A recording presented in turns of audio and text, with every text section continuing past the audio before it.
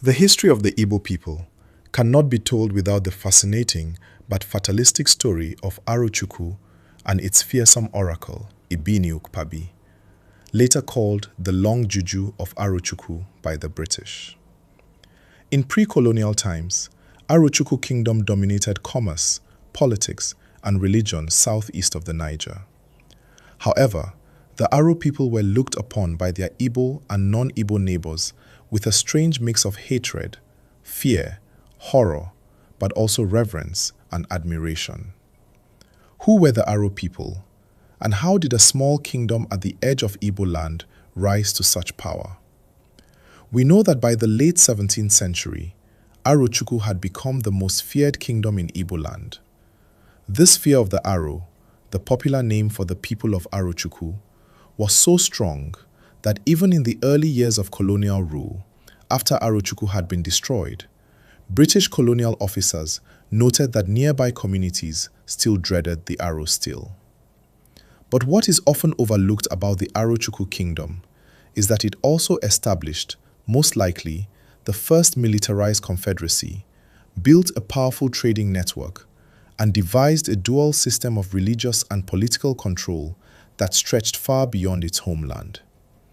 The Aro were skilled merchants, sharp negotiators, and strategic thinkers.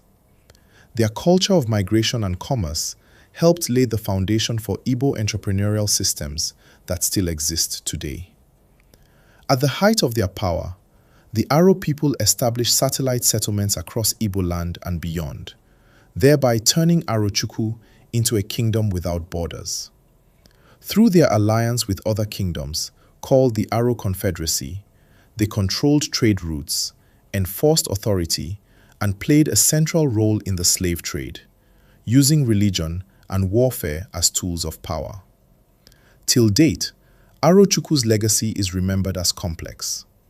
On one hand, they inspired fear and resentment, and on the other hand, they commanded respect and admiration. In this video, we explore the origins of Arochukwu Kingdom, how Ibini Ukpabi became one of the most feared oracles in West Africa, the rise of the Aro Confederacy, their role in the Atlantic slave trade, and the motives behind the Anglo-Aro War that brought their kingdom to an end. The Aro, also known as Umuchukwu, meaning children of the supreme god, have their ancestral homeland in Arochukwu, a town located at the southeastern edge of Igboland, near present-day Cross River State. This strategic position would later play a major role in their rise to power. Before Europeans reached the West African hinterland, Arochukwu had already developed into an organized society. Its political and spiritual life was guided by a hierarchy of priests and chiefs who acted as agents of Ibini Ukpabi, the powerful oracle that became known to Europeans as the Long Juju of Arochukwu. Even when Aro people migrated and settled among other groups far from their homeland, they maintained their customs and religious practices. This strong sense of continuity helped them build influence well beyond Arochukwu itself. There are two major oral accounts of the origin of Arochukwu Kingdom. The most widely accepted tradition states that the land that became Arochukwu was originally inhabited by Ibibio people. According to this account, the Ibibio arrived in the area around 300 AD, migrating from the Benue Valley. They established early settlements such as Obong Okon Ita and Ibom, and occupied the land for centuries. In the 16th century, an Igbo group led by Agu Inobia migrated to the area from the Igbo hinterland. This group called themselves the Ezeagu.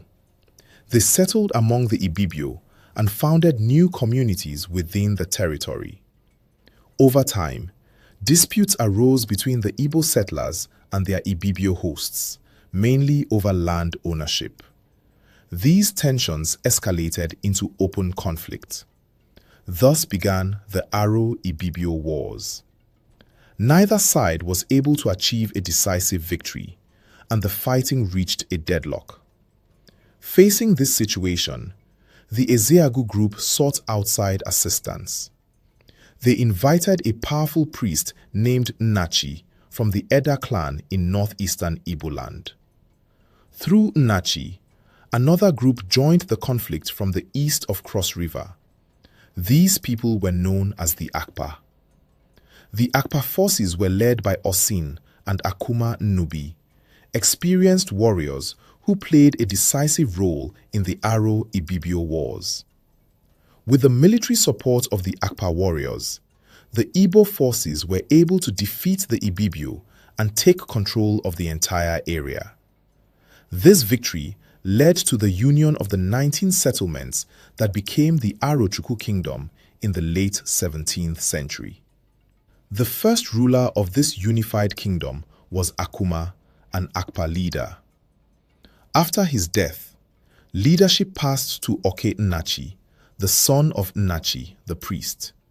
From that point onward to this day, the kingship of Arochukwu remained in the lineage of Nnachi's descendants. The second tradition of origin and the more interesting account tells the story differently but arrives at a similar conclusion. In this account, the Igbo Ezeagu group initially settled among the Ibibio as tenants. Over time, resentments grew and the Igbo attempted to overthrow their Ibibio landlords. This rebellion failed and many of the Igbo were killed. Survivors fled into the forest, while others were captured and enslaved by the Ibibio. During their escape, the Ezeagu survivors encountered a wandering native doctor from Eda. He offered to help them by recruiting Akpa warriors to drive the Ibibio out of the land. In exchange, he demanded acceptance into the Igbo community and spiritual authority to protect them from future attacks.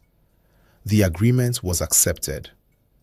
The Akpa warriors were brought in, the Ibibio were defeated, and control of the land was secured.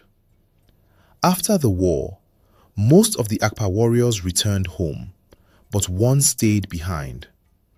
According to this account, it was the native doctor or his descendants who later established the oracle known as Ibini Ukpabi. Both accounts agree on the central facts.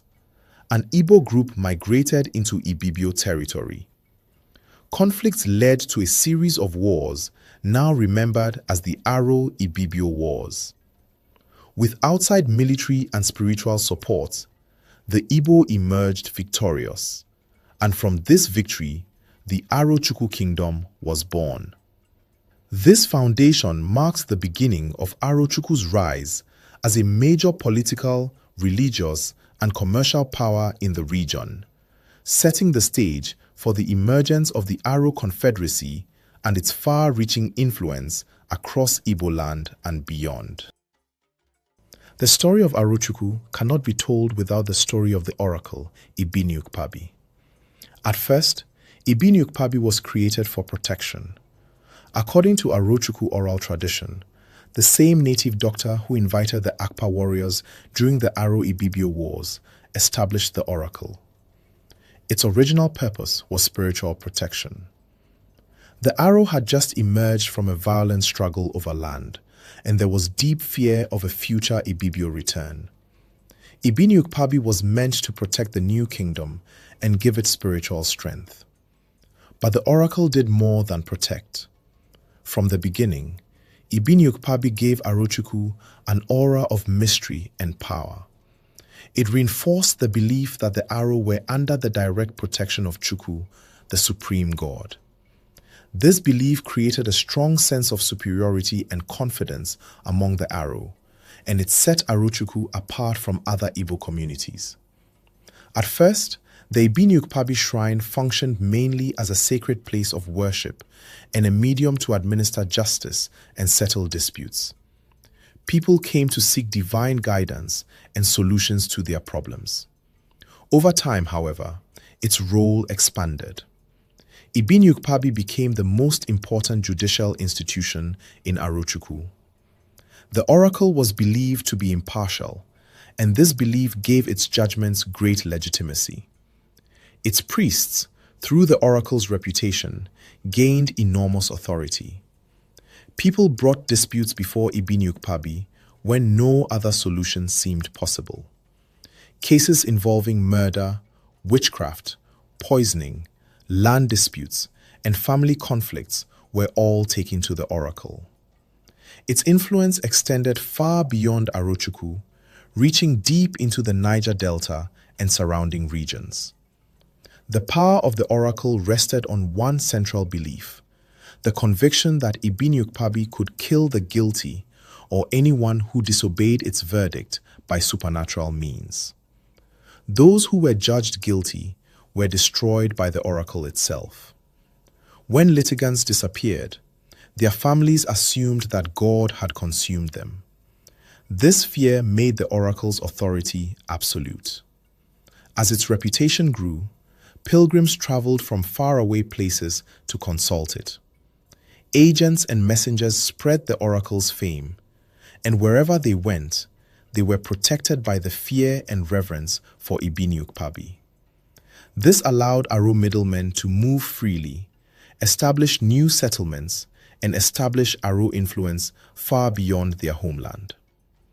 The British explorer William Balfour Beatty wrote this about Arochukwu in his 1856 book, and I quote, "Not far from this stands the noted city of Aro, or Ano, where is the celebrated shrine of Chukwu, or the deity to which pilgrimages are made, not only from all parts of Igbo proper, but from Old Calabar, from the tribes along the coast, and from Uri and Nimbe, or Brass." The city is described as being nearly 3 times the size of Abo, and as extremely populous. The inhabitants are skillful artisans and manufacture swords, spears, and metallic ornaments, specimens of all of which I have seen, and can therefore testify to their being very neatly finished. The town is always mentioned with great respect, almost at times with a degree of veneration, and the people say God lives there." End quote. But by the 19th century, the priests of Ibini Ukpabi began to exploit the oracle for their own personal gain. Instead of execution by supernatural means, the priests increasingly sold those judged guilty into slavery. Over time, accusations emerged that some verdicts were manipulated to produce captives for the Atlantic slave trade. Hundreds of people entered Arochukwu to consult the oracle and never returned. To the villagers, it appeared as though the oracle had devoured them. In reality, many were quietly moved into slave routes that led to the coast. The physical structure of the Ibini Ukpabi shrine reinforced its terror. Pilgrims entered through a 6-foot gully that led into a sacred cave. Inside was the main shrine, an altar, and a waterfall whose loud sound was believed to be the voice of the oracle. Those judged innocent were told to turn back and returned to their families. Those judged guilty were directed into the tunnel. There is a place where they were ordered to remove their clothes. This became known as the Hill of Rags. From there, they were led deeper into the dark tunnels where they disappeared from view. Nearby flowed a stream known as the Red River. It is said the priests colored the water red to convince onlookers that the oracle had killed the condemned. When relatives saw the red water flowing, they believed the judgment had been carried out.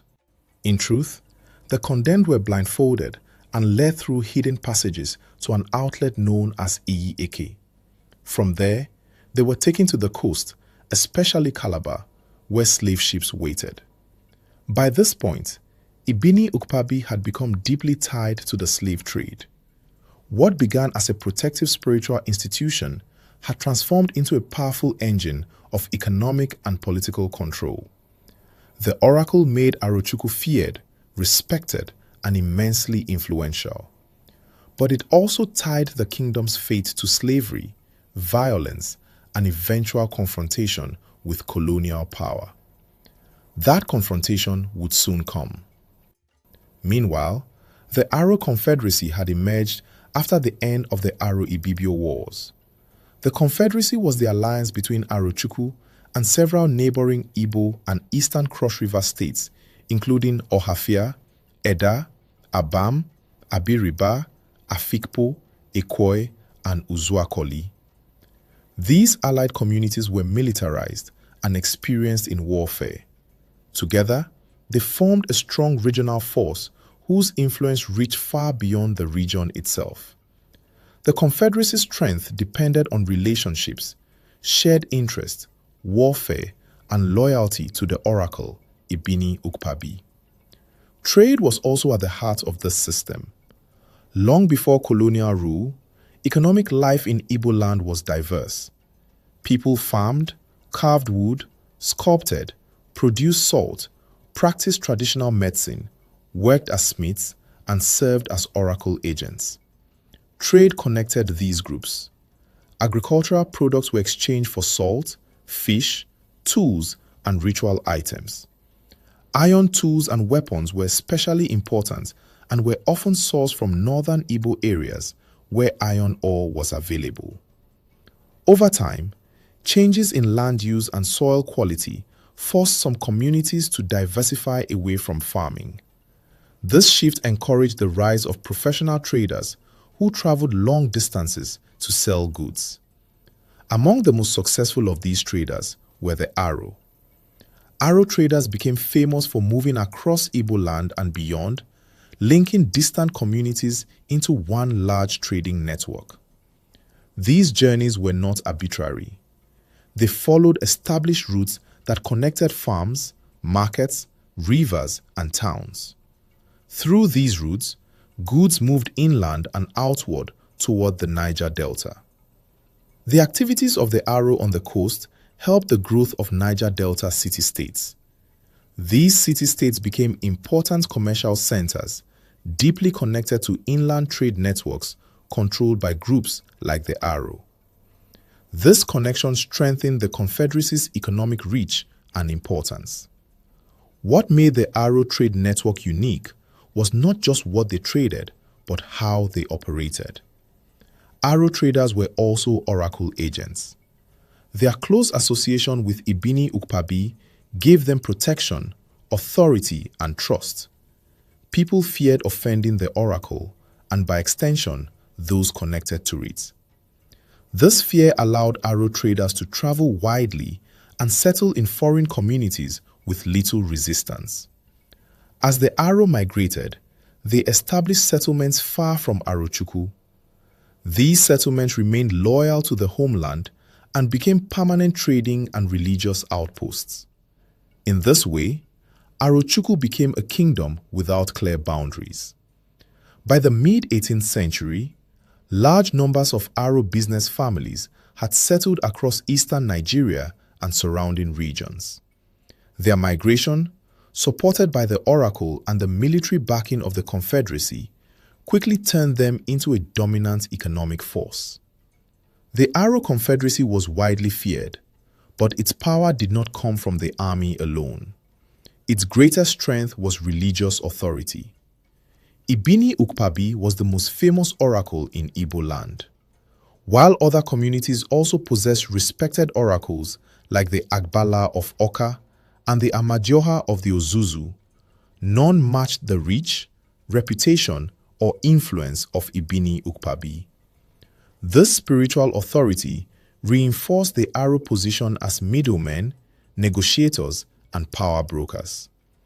Because the Aro commercial activities were closely tied to oracle functions, it was often difficult to connect them to a specific trade item.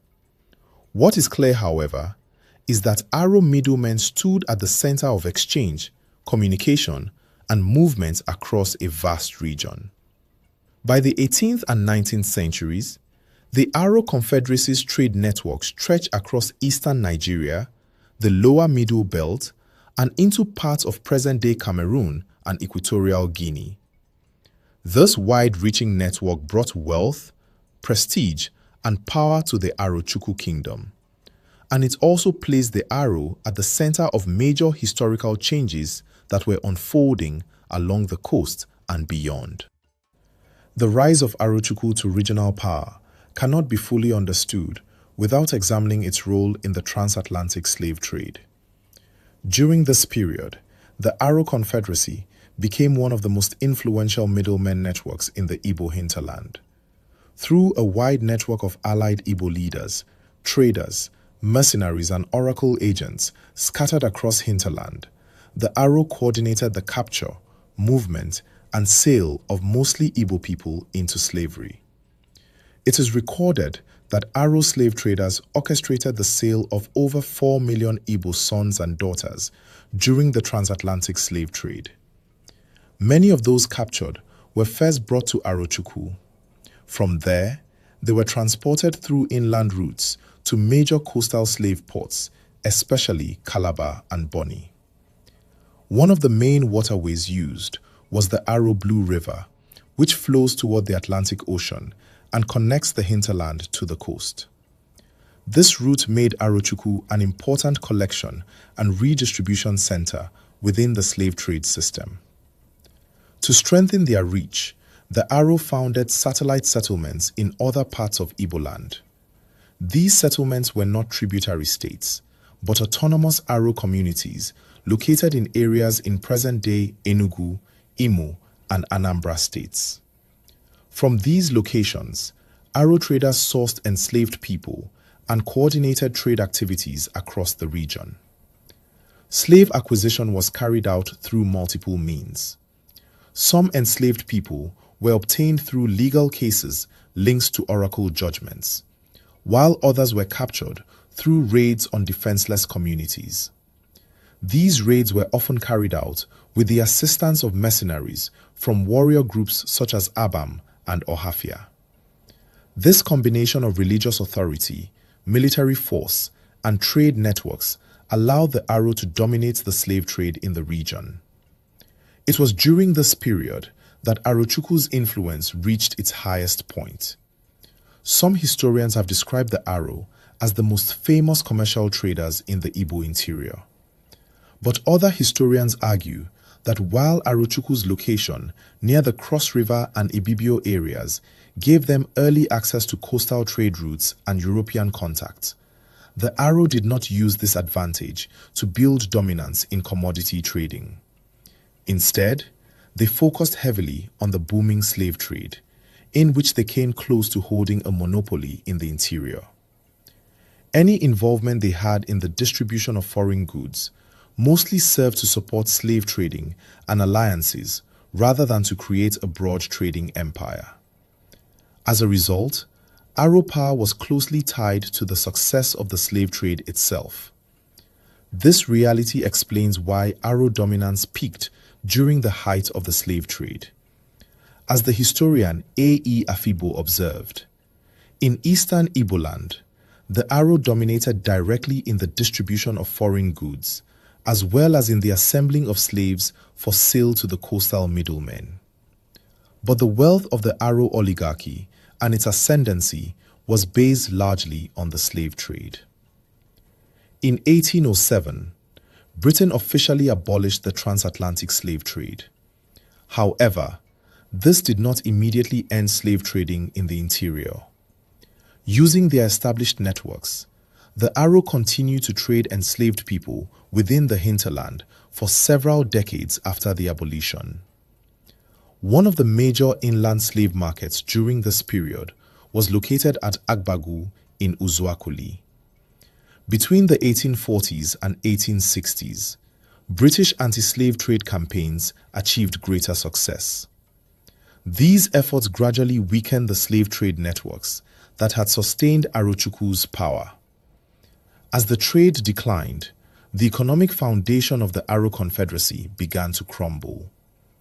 Historians would write that for generations, the Aro had enjoyed almost unchallenged economic dominance among the Igbo, Ibibio, and neighboring groups. The collapse of the slave trade marked a turning point. With their main source of wealth and influence removed, Aro hegemony entered a period of irreversible decline. This loss of power would soon bring the Aro into direct conflict with British colonial expansion, setting the stage for the final chapter in the history of the Arochukwu Kingdom and the Aro Confederacy. By the late 19th century, relations between the British colonial authorities and the Arochukwu Kingdom had become openly hostile. Aro leaders clearly understood that the spread of Christianity, the expansion of colonial rule, and the loss of their trade monopoly would bring an end to their economic and political dominance in the region. For the Aro, British expansion represented an existential threat. The British presented the Anglo-Aro War as a moral campaign aimed at ending the slave trade, which they claimed was still being practiced by the Aro.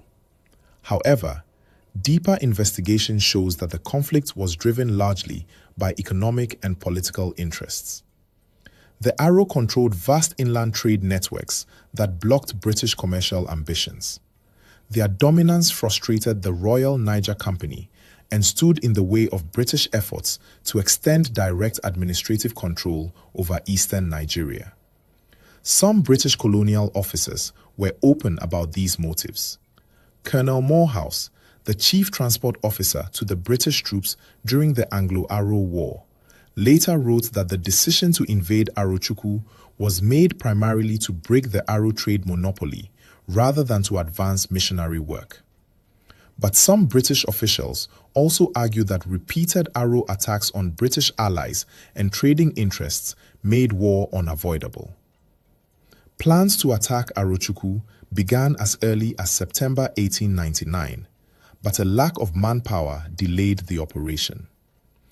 Tensions escalated further in 1901 when Aro forces launched a preemptive attack on Obegu, a community allied with the British.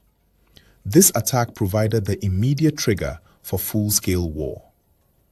On November 28, 1901, Lieutenant Colonel Arthur Forbes Montanaro led a large expedition toward Arochukwu. The force consisted of European officers, African soldiers, and thousands of carriers. The British advanced on Arochukwu from 4 directions, launching a coordinated counter-insurgency campaign through Oguta, Akwete, Unwana, and Itu. Aro forces resisted strongly along all routes. Although they lacked modern firearms, they used their knowledge of the terrain and strong defensive positions to slow the British advance. Fighting was intense, and casualties were heavy on both sides. Despite their resistance, British firepower and numbers proved overwhelming. After 4 days of fierce battles in and around the city, Arochukwu was captured in December 1901.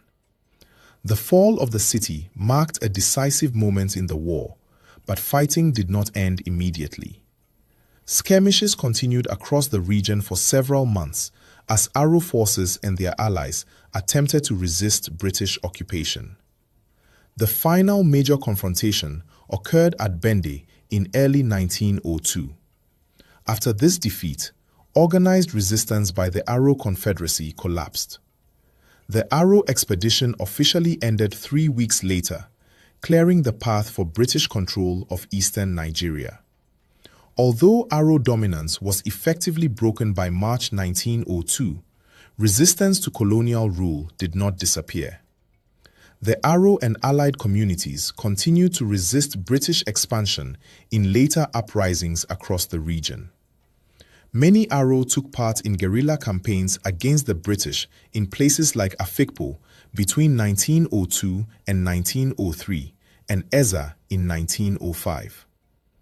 After the capture of Arochukwu, British forces destroyed the Ibini Ukpabi shrine. This act was symbolic as well as strategic. By dismantling the oracle, the British aimed to eliminate the religious authority that had underpinned Aro power for centuries. Colonial policies were introduced to weaken the Confederacy's political structure and bypass traditional Aro leadership entirely. The war marked the end of Aro autonomy. Despite this collapse, the legacy of Arochukwu did not disappear. The Aro trade networks helped lay the foundations for subsequent commercial development in southeastern Nigeria, influencing trade routes and practices that continued into the colonial and post-colonial periods. The memory of Ibini Ukpabi endures as a powerful symbol of how spirituality and governance were once deeply connected in Igbo society. Today, the ruin of the mystic Ibini Ukpabi shrine, the slave route, and other relics of the slave trade era left in Arochukwu are frequently visited by tourists. The story of Arochukwu stands as one of the most significant chapters in the history of Igboland and southeastern Nigeria. Thanks for watching.